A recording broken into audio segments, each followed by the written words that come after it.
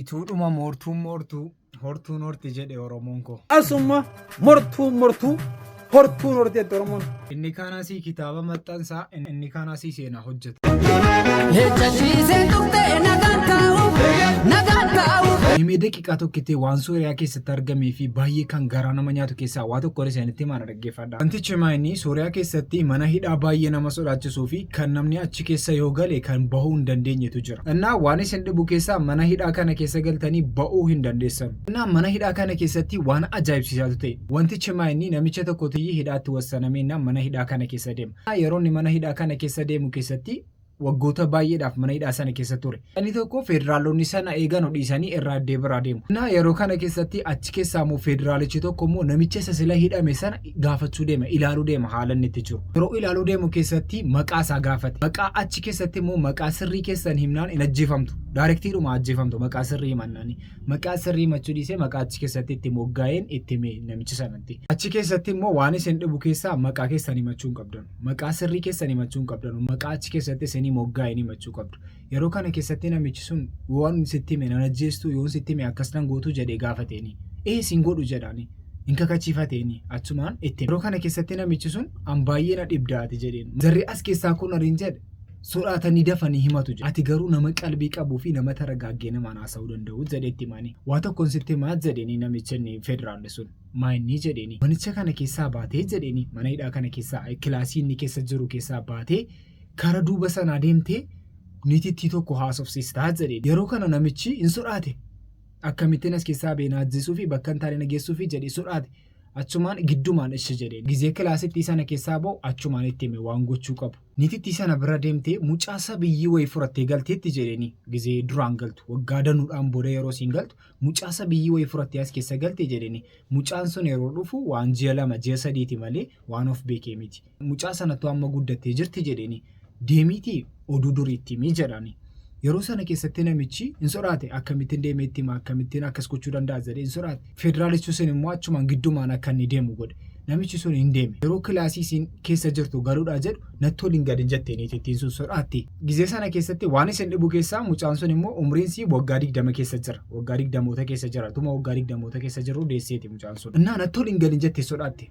Sodaattee natti waliin galin jetteen achumaan namichi giddumaan itti ol galee mucaasa biyyii sana haasofsiisuudha oduu duriitti muudhaaf ol gale. Yeroo kana keessatti mucicha fuuldura deeme ta'a. Achumaan oduu durii isaa jalqabe. Akka aadaa keenyaatti oduu durii jennaan olotta gurii jedhama miti. Oduu durii jedhaani. Mucaan sunis hin deebisaafi. Achumaan oduu durii isaa jalqabee fi simbira tokkotu jirti jedheeni. Achumaan mucaannee maayinni simbirri jedheeni. Yeroo kana keessatti namichi inni itti ol galee sun hinne. Simbira jechuun jedheeni hayawaanota rabbiin kalqe keessaa isii tokko taate kan barristuu jedheetti himani. Achumaan ishii jedhaani. Simbirattiin sun deemtee muka tokkorra teessee jedheeni. Ammas mucaan sun ne'ee muka jechuun immoo maayinni jedhaani. Yeroo kana keessatti namichi hin dandeenye bakka qalbiin isaa baay'ee cabe. Mucaan kun achi keessatti waa tokko hin beeku ala kan. Waa tokko ala argee hin beeku. Garuu mucaan kun guddateera immoo. Ala argee gatii hin beekne jennaan.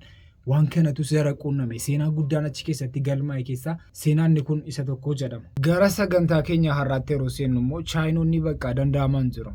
Ijoollee Habashaa keenyaa bakka hariidhuma siyyoon fuune malee jedhaa jiru. Gara 13,000 fuuchuudhaaf amma jarri. ፖለቲካ ሞሚት ላ አዛ ተመስራት ወጪም ነው ያላሳለው በአለገ ነውራም በአለገ አትንቀጥቀጥ ከዛ በቃ ከዛ 亲一下。对，你要稳重一点啊，就拿着手。Tell him to be relaxed, not like. 对，放松一点，然后不要太紧张。OK。哦。OK，አሁንም再排练一下。መጀመሪያ ማለት ነው።再排练一下。እንደዚህ እናደርጋለን።哦，先拿着这个啊，先展示一下，这是我给他买的戒指。And then. You. 拿着手。对。再试一下。哦。对。እኔና ደጀኔ ቸግሮናል። Jawaar keenya immoo kitaaba hin gaabbu jedhu maxxansuudhaaf jedhamaa jira. Kitaaba kana mimi waan inni ta'eef maal akka inni ta'e haa dhaggeeffannu. ፖለቲከኛ ጃዋር መሐመድ አልጸጸትም ወይም ኢንጋቡ የተሰኘውን መጽሐፉን ጽፎ ጨርሶ አሁን ለገበያ ሊያቀርብ ነው። ይሄ መጽሐፍ እንግዲህ እንደተጻፈ የተነገረው በሁለቱም ቋንቋ ነው፣ በአማርኛም በኦሮምኛም ጽፎ ጨርሶታል እና በሚቀጥለው ሐሙስ በኬንያ ዋና ከተማ ናይሮቢ ውስጥ እንደሚያስመርቀው ተነግሯል። ይሄ መጽሐፍ እንግዲህ እጅግ በጣም ትላልቅና ድብቅ የሆኑ ሚስጥሮችን ይፋ ያወጣበታል ተብሎ እየተጠበቀ ያለ መጽሐፍ ነው። የኢትዮጵያ የመጽሐፍ ሽያጭ ታሪክ ገበያ ሪከርድ እንደሚሰብር ሁላ እየተጠበቀ ነው ማለት ነው። እንግዲህ ፖለቲከኛ ጃዋር መሐመድ ከኢትዮጵያ የፖለቲካ ምህዳሩ ራቅ ብሏል። አሁን በዚህ መጽሐፍ ተመልሶ ሊመጣ ይሁን ወይስ እንዴት ነው የሚለውን ነገር አብረን የምናየው ይሆናል። ኪታብኒ ኩን ካይሮ ኬሰቲ ሙዴ ሰዲት መጠንፈማ ኪታብች ኩን ሞ ሪከርዲ ኢትዮጵያን ኪታባ ገቲ ኪታባ ራቲ ቀብዱ ኬሳ ሀሪዩን ጨጨብሰ ጀደማ ጅራ ኪታባ ከነ ጀቹ ኪታባ ከነ ቶኮ ኪ ለመቢቴተን እስኒፍ ወይ ጥሩ ተናገር ወይም ዝም በል። ምን አልኩ? ስለሚ ኢንዶኔዚያ ጉርባውን ላሳ ማሊፍን ፎቶ ጀዴ ጋፊት ዲባይሴ ሬቤ አጄሴ ነምች ለሚ ኢንዶኔዚያ ጉርባውን ላሳ ማሊፍን ፎቶ ጀዴ ጋፊት ዲባይሴ ሬቤ አጄሴ ኛታሽ ቀቦሌቲ ሳቲ ሞከን ንፉሲ ሱዳዘን ምንድነህ አንተ? ምንድነህ? ሰው ነህ ወይስ ምንድነህ? ማይኒ ኢሳኬ ሰጅኒቱ ጅራ ጀዳጅሩሞ dhugaa rabbii oorotaa maayini wanta saamaa jiru kun maayinaan hangalle ammallee natti maa isinii gale kunoo amma jinniitti baasna jedhee Hamzaan kunoo laayifii irratti kite quraana qaraa dhugaa rabbii mucaanii dhimmi dhaggeeffadhaanii habaatuuti bar jinnittiidha isin akkasii wasawwasaatu wallaahi lazim isinii miti noormaalaa miti isin masa'aatii kan 13 ሺህ ብላችሁ በምትጽፉ ጊዜ ኖርማል አላችሁም እናንተ አለባችሁ ወይ ጅን ወይ ሲሩ አይነ الناس ጻፉ ይውጣላችሁ አሁን ኢንሻአላህ ብስሚላህ ወላ ሐውለ ወላ ቆይ አዎ ባረከላሁ ፊኩም አቁሙ ከእንግዲህ በኋላ እንግዲህ አቁሙ ዳባ ካለስ እንጋቲ ጋዳባ አመራ ጀልቀብደኒ ደገፈዳ ወረብን ጀደ ኢነ الذين يؤذون المؤمنين والمؤمنات بغير ما اكتسبوا فقد احتملوا بهتانا واثما مبينا والمؤمنا ايرات مؤمنه شمرا وان إسان هندلقين يا كسان راوتني إسان چنكن إسان فتنن سيقلي 13 ሺህ ብላችሁ ጻፉ አንዴ ኩማ ሰዲራ በሬሳ ሀበው ፊሮቶ ይውጣላችሁ እስቲ አሁን እዚህ ጋር እናንተ ያወራችሁ 13 ሺህ ምናምን እየጻፉ ነው አሁን ይውጣላችሁ አሁን ጻፉ እስቲ ኩማ ሰዲራ በሬሳ ወንድ ገሰመ ወለተኛ ታርኩ ሙንድ ገሰን ኩማ ሰዲ ባ ሰዲፊ ቶርባቴ መቀይ በሬሳ ኩኖ ላብላ መቅላል ከኛ በሬሳ warri garaa nyaataa jiru amma malee carraan qabdan kuma 13 jedha komantii irratti barreessa. Wattu maal gootaasi? Kinooti kaa fuudhi nyattee maarrafaan ganama gannaariitti rufatti. Maal jette? Ishiin kan ishiin jettu illee dhiisoo ilmaa koo gaa odoo wal fuudhee san dura erga wal fuunee yoo nyaanni iyyuu dhabame mastikaa tokkicha adda cabsannee nyaannee bullaa naan jette. amma morga wal fuune gaafuma sargisanii gurratti raasuusi maal nyetti zayitii meeqatti mana baalitrii shanii mana jira nyet barbaree kiiloo meeqa jira misirroo kumtaala meeqa jira timaatimiin wayya odaf magaazina qabdasiisete kunumtu gabuma jiran jedhe gabaadha binnaa gagal amma kana kaatee deemtee to shunkurtii bittu balee shunkurtii kiiloo la indaa qabattisa barbaree kiiloo 5 zayitii baashanii kan ishiin human keessa ceetetu human heerii dhaabbatatti. Adda ilma mangistii siseete. Inni tokko moo kan jiruma isaa nyaachise kan na shawwadde maal seete. Yeroo wali bilbilu sana osoo wali fuudhee ganaa sirbitu. Maal jette kuraamala koo maalitti goona wayyaa kuraamala koo nutu walii kafana jette. Arra garuu uffata ishii maqaa dhooftee bitiraan jettu maqaa isaatti waamtee maqosaa qabachuu hin dandeenye maqosaa qabachuurra. Maqaa taphatoo kubbaa miilaa warra faranjii qabachuu isa salphate. Isa salphaadha? Isa salphaadha. Amma maal wayyaree? Haa ta'e jechuun mana keessa mana qabattee. Atoo? Asuma taanis. Asuma oltee soo bultaa? Asuma amma ishii mara isa deemtu tani kan namatti.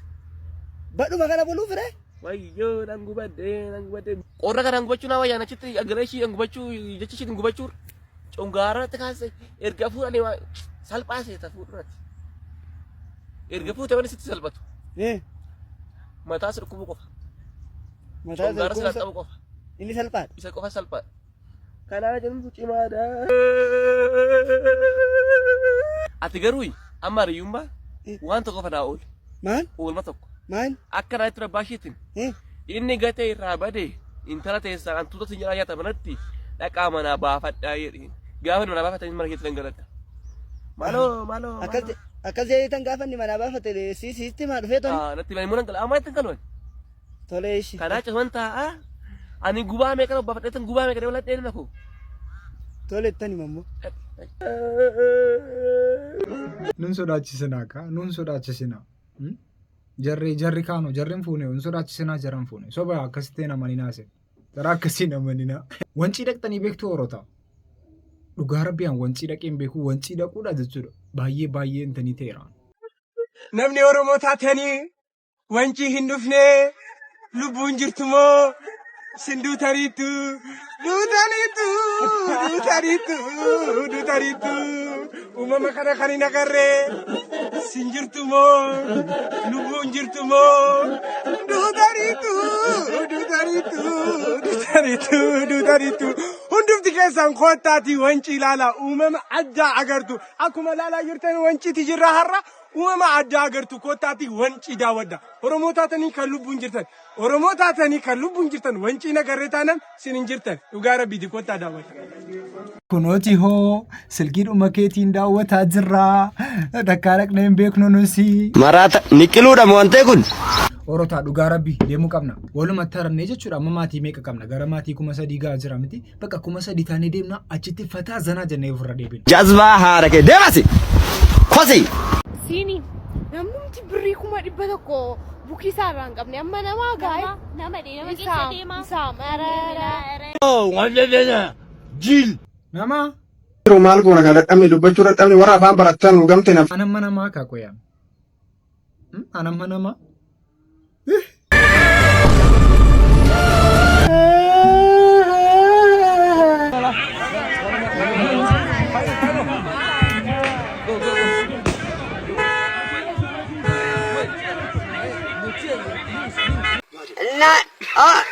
Hello.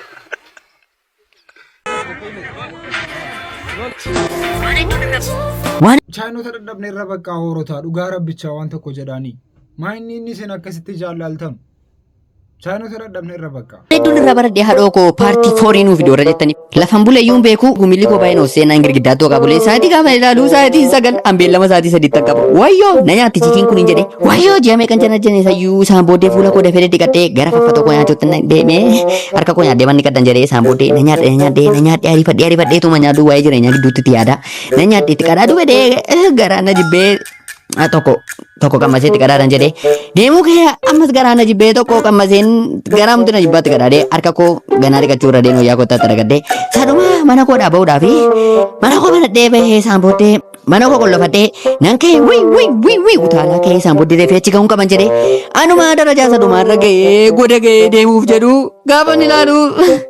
Silipheeriidhaan hin beeknu wayyoo kophee kaachuun immoo ganaa ol deebi'ee mana koo banee kophee kaachuudhaaf gaafan ol lixee gaafan kilaasikoo seenuuf jedhu baffa tokkoon arge kiichinii seenee maafan xiqqoo ishee nyaadhee deemuun jedhee murteessee isaan booddee xiqqoo ishee nyaadhee deemuudhaan murteesse gara faffa tokkootiin naqee isaan booddee faffa tokkoo na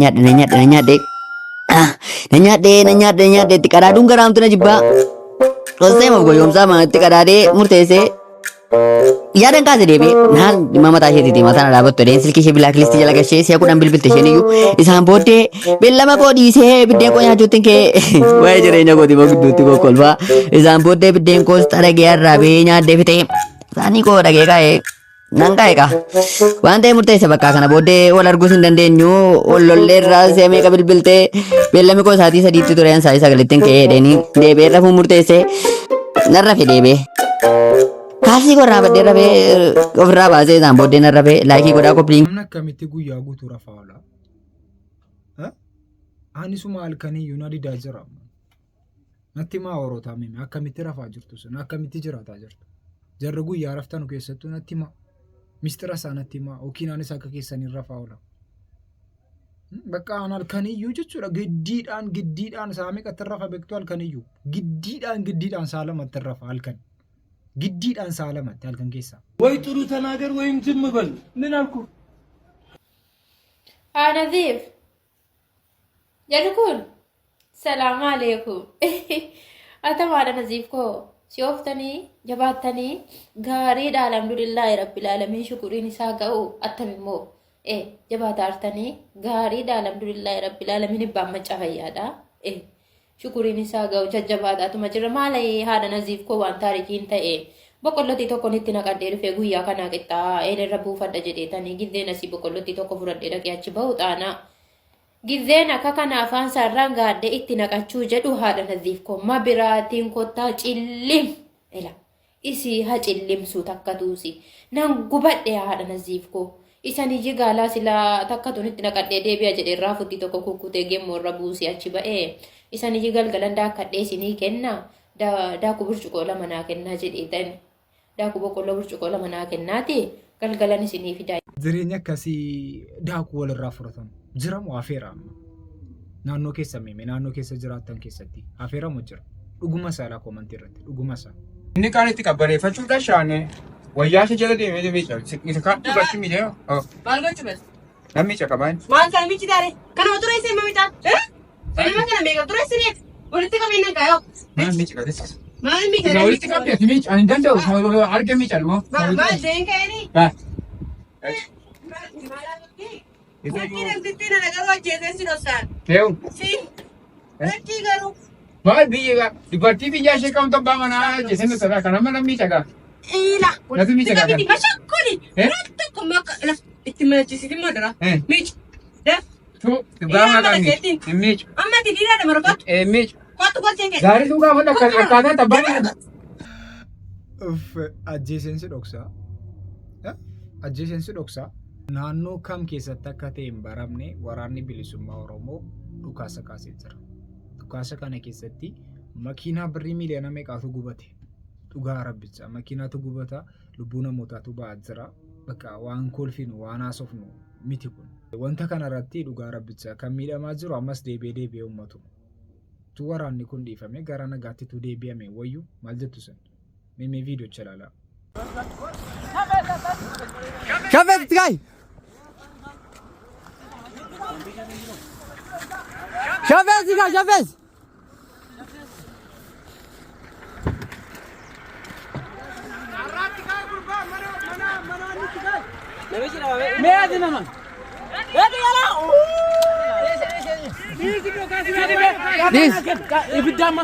Salvatio truca zorga, sokera. Ani dis. Makina ya elbe. Opsi za fajra goy. Kufta kino. Ishi za ni opsi aruftu.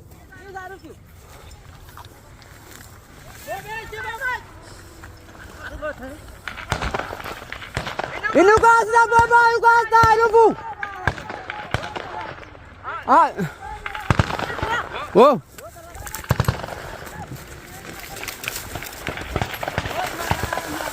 Maal gosa ilma gosa laa dhuftu?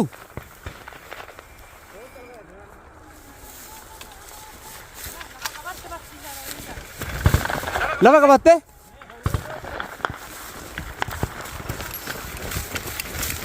Ifiigin abbaa? Wanti kun garuu akkam akkamitu gara nagaatti deebi'ame wayyu jettus dhugaa rabbi akkuma jara kaaniitu gara nagaadhaan furame uummannis nageenya isaa argata. Uummannis gara nagaatti deebi'a. Ijoolleenis gara barumsa isaatti deebiti. Bakka wanti waarii keessaa uummanni sun nageenya argachuudhaaf miti kan barbaadamu. Eenyu wajjin wal lolamaa jira amma. Poolitikaa keessa galuu barbaade miti. Sagantaan har'aaf qabannee kanuma fakkaata. Sagantaa biraatti ammoo itti deebinutti isin jaallatamtoota.